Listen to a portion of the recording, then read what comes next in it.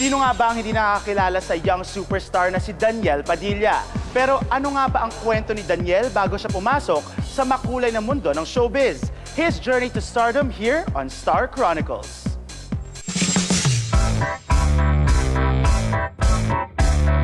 Meron siyang top-rating TV series, sold-out concert at blockbuster movies.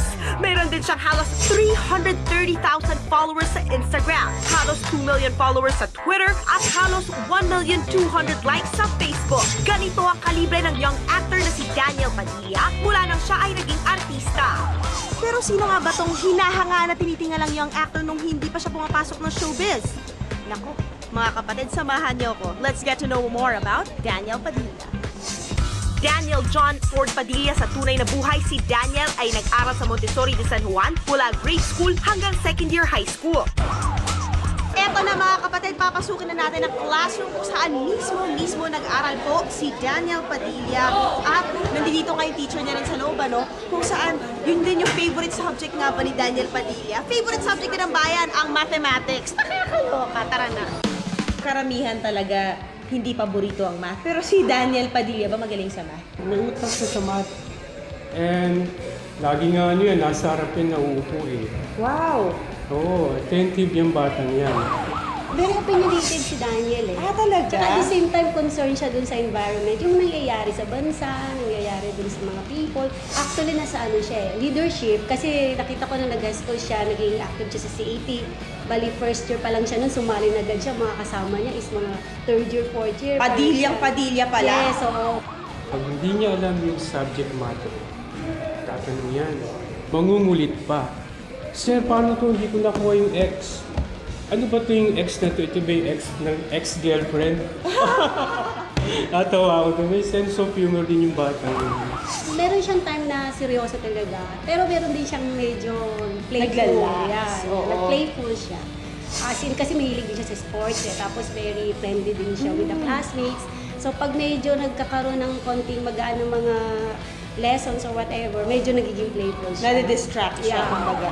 Crush ng bayan ba siya? Last ng bayan, really. Ah, talaga? Dati pala, kahit payat pa siya noon. Wala pang recess, gabang na yung mga girls. Ay, grabe! Magnet pala. Eh, may kapayatan lang. Actually kasi may tsura. So, kumbaga siya na agad yung nilalapitan. Pero at the Wow, same siya! time, Lapitin pala siya ng babae. at the same time, marunong din siyang kumbaga mag-entertain na hindi nababastos. Alam niyo ba, gaya ng mga karaniwang estudyante, ordinaryo rin si Daniel Padilla. Katunayan nung siya nag-aaral pa, naku po, lagi siyang naglalaro. Mahilig rin siyang tumambay, gaya nitong mga bola to sa aking likuran. Diyan siya lagi natatagpuan pag break time. Kahit wala siyang sugat or hindi siya nadadapa, nandun siya nakatambay. Wow! And automatic, pag recess and lunchtime, binibisita niya ako sa clinic.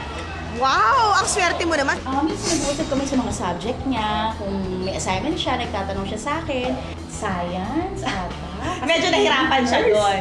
Oo, nagtatanong siya, pero alam ko, tinuturuan ko siya. Ayun, pag may assignment. What makes Daniel stand out sa ibang mga estudyante? Kaya naging close mo siya. Very sweet siya and cool. Hindi rin talaga siya.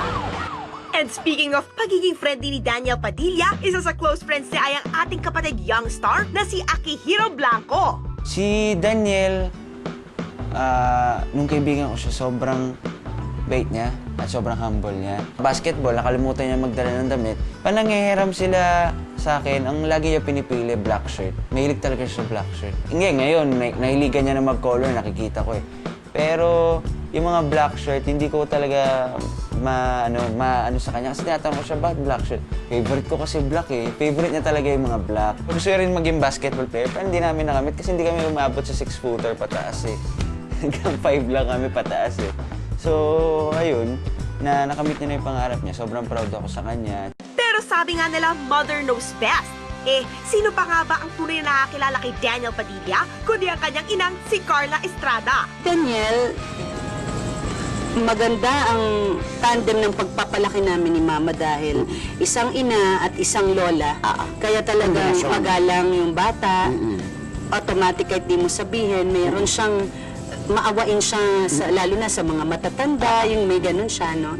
Mahiyain, hindi mo makitang, never ko nakitang kumanta yun. Pag may program sa school, nasa likod yun. Nung nakita niyo ba na mag-aartista siya? Nakita niyo rin ba? Oh, hindi. Gulat nga kami. Kasi hindi yun yung kanyang parang pinoproject sa amin. Mga kapatid, I'm sure marami pa sa inyo estudyante pa ngayon at can relate kung gaano ka-ordinaryo si Daniel Padilla nung nag-aaral pa siya. But one thing's for sure, alam na ng mga kasamahan niya dito sa eskwelahan niya na nakatakda siyang maging napakalaking artista.